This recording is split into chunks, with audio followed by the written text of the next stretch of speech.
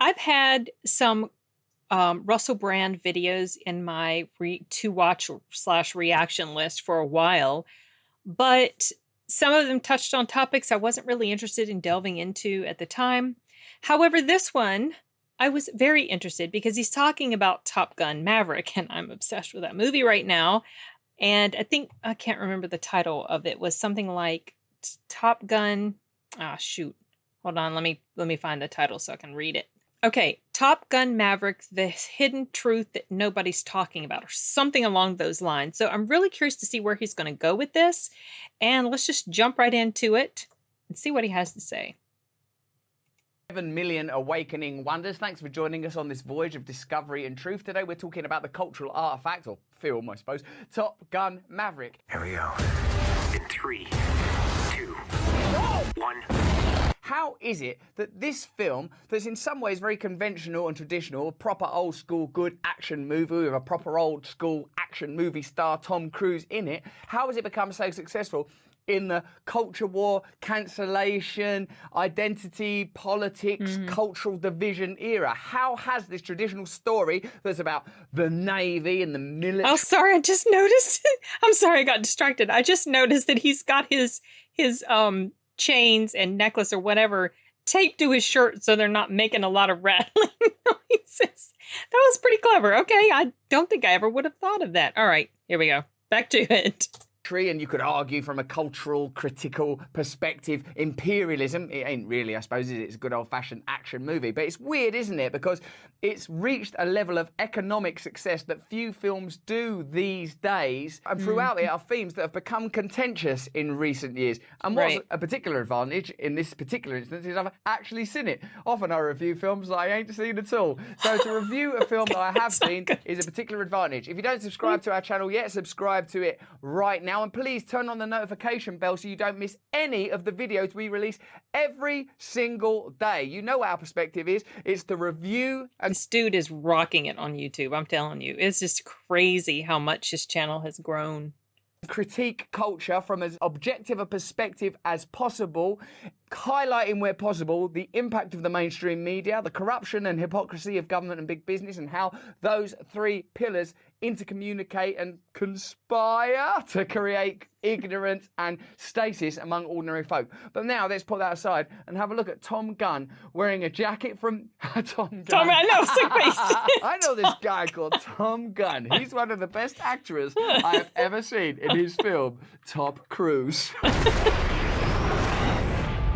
Love this movie. You guys, if you haven't seen it yet, go. Here I thought we were special. Need to see it on the big screen. Hangman. Whatever. What the hell kind of mission is this? It's a real risk remaking films, I can tell you that from personal... Oh, it's not a remake. It's not a remake. It's a sequel. One of the best sequels ever made. Even better than the first one. And that's hard to do. It happened with Terminator 2, even though the Terminator gives it a run for its money, let me tell you, because both of those movies are excellent. But anyway, yeah, it's amazing how good this movie is, given the fact that it is pretty rare for a sequel to top the original. And in the case of Top Gun, it tops the original by miles, in my opinion. It is tons better than the first one. So, okay. Experience, in particular films from the 80s. And I suppose that remaking or updating or making a sequel to Top Gun came with all sorts of risks. Like that Tom Cruise is loads older now. The world has changed dramatically. People's political perspectives have altered. And it could have seemed like an out-of-date, flat film that's referencing an era that's past now and don't seem particularly relevant. But what I thought when I saw it is that it perfectly told an American myth to America in a way that it needed to be told right now. Spoiler alert. Take, for example, the sentimentality of the encounter between Iceman and Maverick, where you see Val Kilmer, who obviously in real life now is sadly suffering clearly from some kind of degenerative condition. Oh, he doesn't know about Val Kilmer's story? Now, from what I understand, Val Kilmer did beat the cancer, and I don't know how far out he is from it. I don't know if he's past that 5-year mark yet. I want to say I think he has, but I'm not entirely sure. Anyway, from what I understand, it was throat cancer, and it left its toll on him. His voice is not the same. So he is back in here, but don't expect him to be playing volleyball or football on the beach or, flying a plane or anything like that. He's not a pilot anymore. So, yeah, okay, let's see where he's going to go with this. To see those two figures again, to have the recollection of them in their perfect prime, but to see a certain dignity is very evocative, isn't it? Think about what the world has been through in the last couple of years. Think about what's happening right now. There is legitimately a conflict in Europe that involves one of America's biggest historical enemies, Russia, of course, or the Soviet Union as it was until relatively recently. America in this film has a perfect opportunity to review and revise its place in the world. I've always thought that American movie stars are a reflection of how America sees itself. In a sense, that's what cultural mythology tells us, that the heroes in our stories are ciphers for the way we see ourselves and the way we see our culture. Remember, Tom Cruise has been through an interesting career in the last 30 years. There's been points where he's been subject to a great deal of ridicule around Scientology, like rumours around his private life and stuff. But here, Tom Cruise is sort of once again perfectly presented as a fallible, limited, but incredibly robust and well-meaning hero. Do you see how that might relate to how America sees itself at the moment? This post-pandemic era, where there's no trust in government, no trust in big business, doubt and angst around America's campaigns in foreign wars, the kind of resource wars that started in the 90s. Perhaps all wars have been resource wars, but the kind of wars that we've been cynical about and suspicious about ever since Vietnam now mean that there ain't the kind of patriotism that's usually required to enjoy a film like this one. I see. Yeah. He's not coming back from this. Looks good, didn't he, Tom Cruise? He's like aging pretty well. Just a little. With all due respect, sir, I'm not a teacher. Just want to manage expectations. He also manages to be sort of wry and self-aware without capsizing its premise. And we're off. I also like hearing Highway to the Danger Zone, Hans Zimmered. Someone's not coming back from this. Again?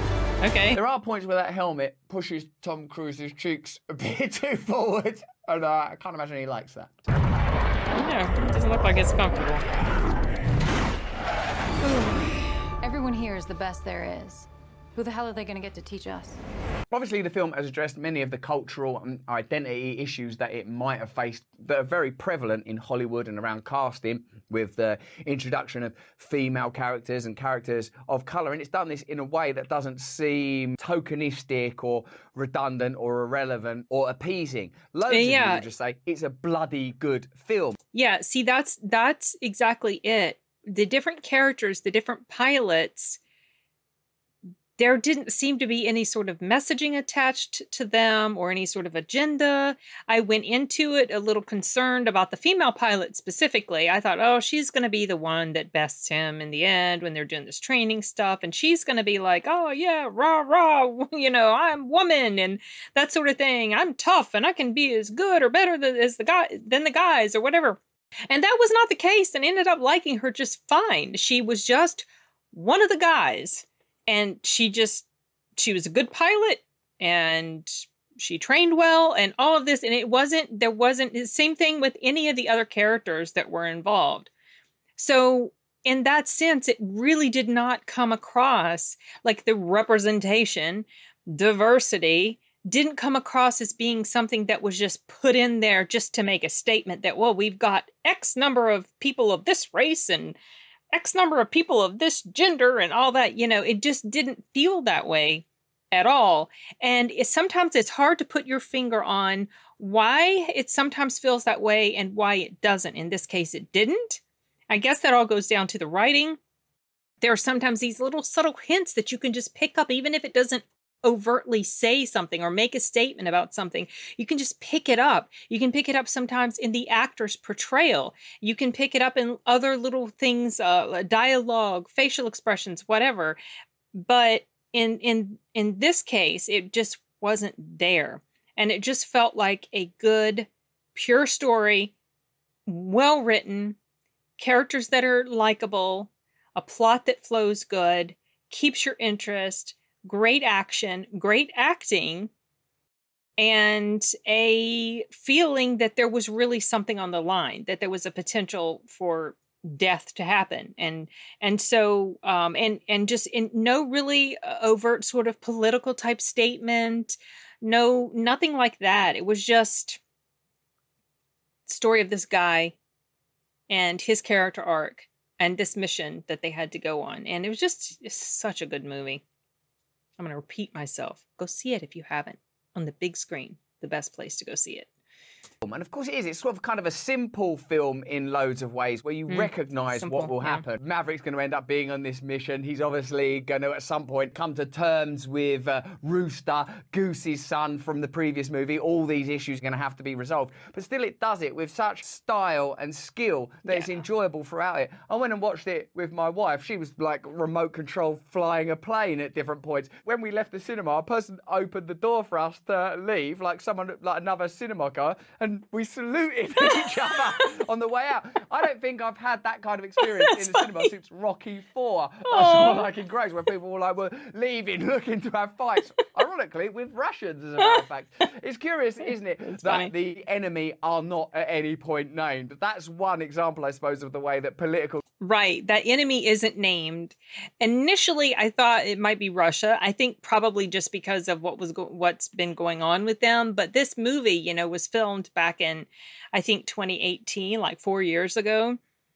And so I read an article where someone like did analysis of the different things that were mentioned about this place that, or, you know, the target that they had to go after. And they concluded that it was Iran, based on these different things that they talked about. So I thought that was kind of interesting, but okay. Correctness and identity politics has entered the mainstream. You can't anymore say, you know, the baddies are, it's Arabian people, or it's Eastern European people, it's Slavic folk, and those kind of ideas are too challenged now. And isn't it peculiar that the reason this movie can't be shown in China is because Tom Cruise, for reasons I don't really understand, has a Taiwanese flag on the back one. That's okay. Yeah, I did hear there was something about a Taiwanese flag, and China wanted it to be removed, and the studio or the filmmakers or whatever refused, so therefore it's not going to China.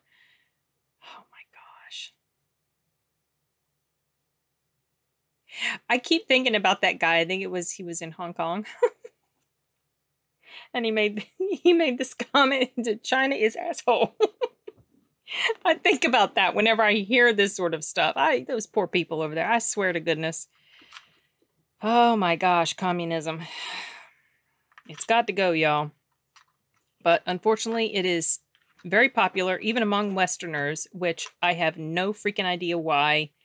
I don't know what the hell is up with that line of thinking. Anyway, okay, let's get back to the story, or not the story, Russell Brand's analysis. His jacket. In the moments where it reflects on and revisits themes and ideas, or just moments from the previous film, the speeding along on the motorbike. Let me be perfectly blunt. Many of the shots and characters, it handles that beautifully well. And I suppose, like, what you want when you go and see a movie like Top Gun Maverick is to be totally immersed and lost in an experience that deals with themes that are somehow identifiable, even if they're inflated into an international setting. And that's kind of what I felt. I've worked with Tom Cruise and met him and sat on my own in a car with him and seen him do impressions of moments from films. And all I felt was, I love this person. I want them to succeed in their mission against an unknown enemy. In a sense, it did its job. It pulled me along with it. Yeah. But what I think is interesting is you could use this movie, if you wanted to, as a lens to examine where America is as a culture at the moment. The problem being, of course, that there no longer is one America. America is a country that is, perhaps as it has always been, determined by and defined by opposition. Perhaps once America was defined by the opposition between settlers and indigenous population, then seen as opposition between the British and the eventual victors, damn it, in the American War for Independence, and then the North versus South conflict, and now this culture. You know something that's interesting to me? I was watching an interview with some of the actors from the A&E, I think it was A&E or AMC, whatever. It was a series called The Turn, or Turn. I think maybe Turn.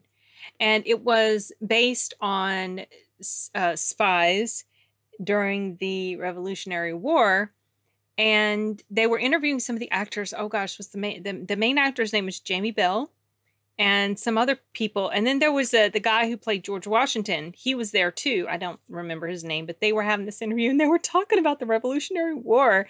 And Jamie Bell and the other guy that was being interviewed, gosh, who the heck was he?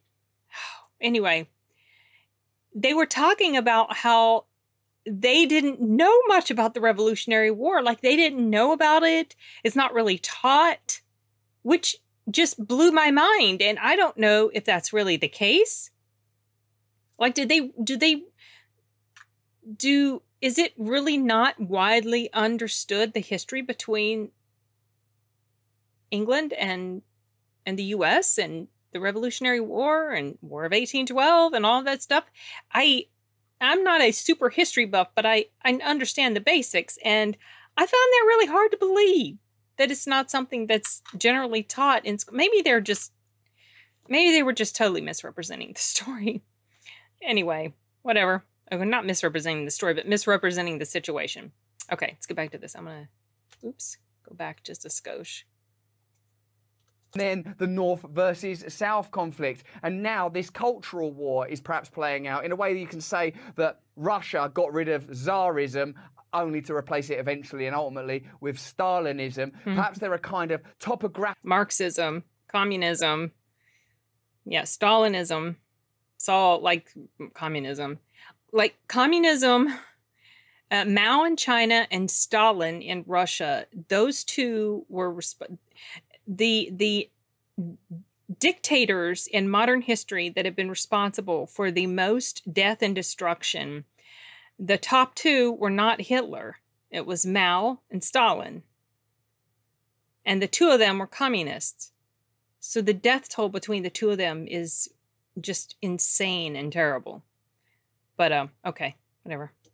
Rid of Tsarism only to replace it eventually and ultimately with Stalinism. Perhaps they're a kind of topographical, psychogeographic, cultural imprints that somehow just realize themselves. Perhaps it's in America's culture somehow to be divided. Such a vast territory with such a varied population, with its coastal identities, its Midwest identities. It's a miracle that you can have a film as successful as this under these conditions. When you think of how few people ultimately vote, when you think of how few people can come together from different political perspectives and have a conversation that they can agree on. You know, if people have died in the war, Democrats versus Trumpist, libertarian, right-wing folk. You know, now the only thing they could possibly get together and agree on is that Top Gun Maverick is a good film, that Miles Teller does a brilliant job of being Goose's son.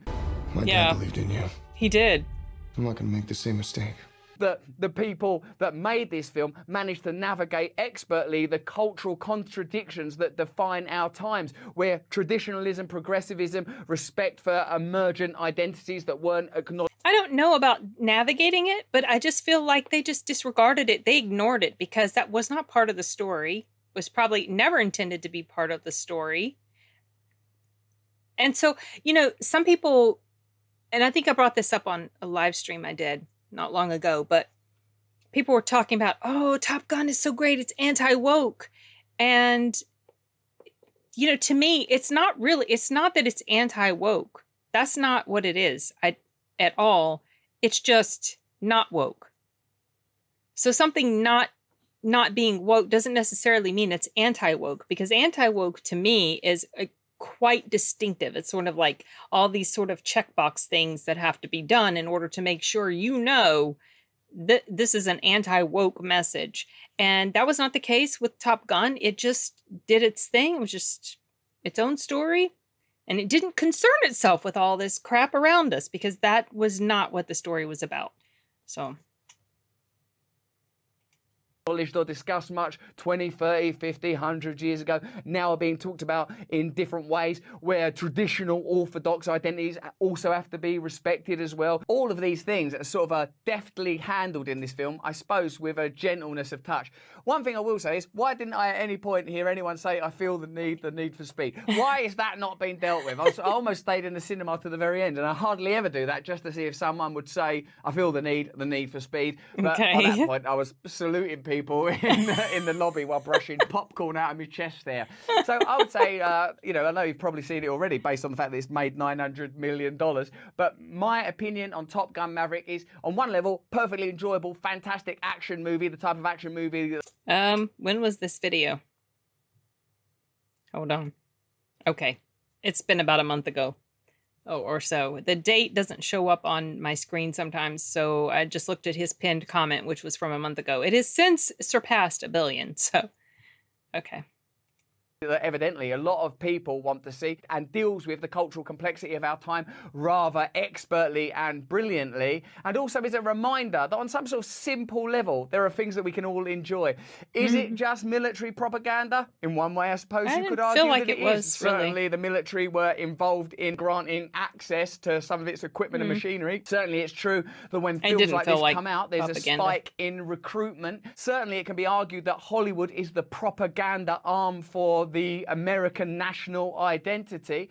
But even within all of that, you can produce a film that can make people leave a cinema so buzzed up that they're willing to salute each other, even if they're actually in England. That's so funny. Having any fun yet?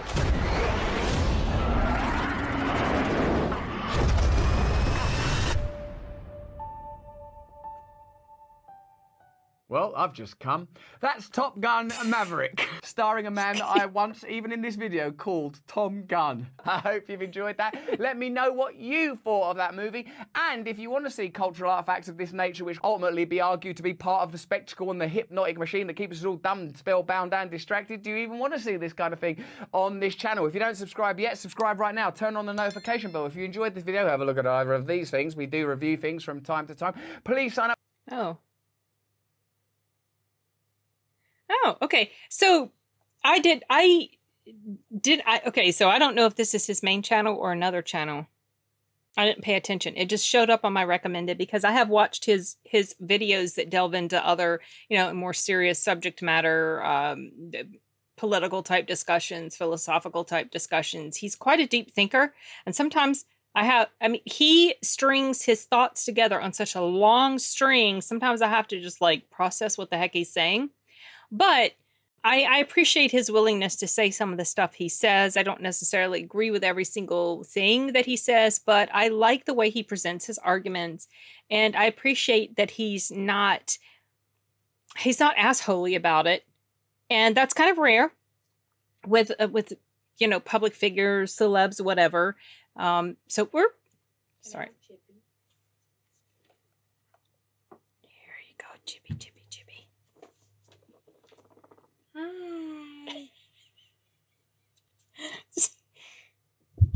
There you go. What was I saying when you walked in? No idea. Crap. Oh, I was saying that he wasn't assholey about his opinions, and so like I can listen to him talk about things that I don't necessarily agree with, and it doesn't, the way he presents his argument, the way he talks, his countenance, his demeanor, whatever, it's not something that just like gets my hackles up. Unlike some people in the public sphere, the way they present their, mostly generally politicians, news pundits, it's very rare to, it's very rare, it's very difficult to listen to an opposing opinion these days without the person with the opposing opinion coming across as an absolute idiot or just someone that, because it's just like there's just so much division. Like he was saying, I thought he made a good point about maybe, okay, I'm paraphrasing, maybe America's sort of whole cultural thing is about opposition or something like that. Whatever, something along those lines. I never really thought about it that way, but maybe, I don't know. But sometimes I feel like our opposition, sometimes I feel like the opposition in this country is so strong that I feel like it could potentially tear us apart. And then other times I feel like it's so hyped up by the media, and that regular people like you and me in our day-to-day interactions with each other, we're just fine with each other. But things like social media and new 24/7 news have just amped up the situation. and or just or magnified or amplified it, whatever. They've exaggerated situations, and that we're not nearly as divided as a lot of people would think. However, it does. I am concerned about certain people in positions of power, because some of them just make me very, very, very worried about where their logic is, and not having much logic at all. And these are people that actually have power. That's the sort of thing that really concerns me. But anyway, has nothing to do really with what he's talking about here. I just wanted to check out his take on this film. I did not know he talked about other movies, so this is something I might check out. Let me take a quick peek and see if this is his main channel or his other one. Hold on a second. Nope, it's his main channel. So I guess I missed these ones, these types of videos. Okay, well, I don't have much else. This was quite entertaining, and yeah, that's it for me for now. That's it from me for now. Okay, all right, you guys, bye.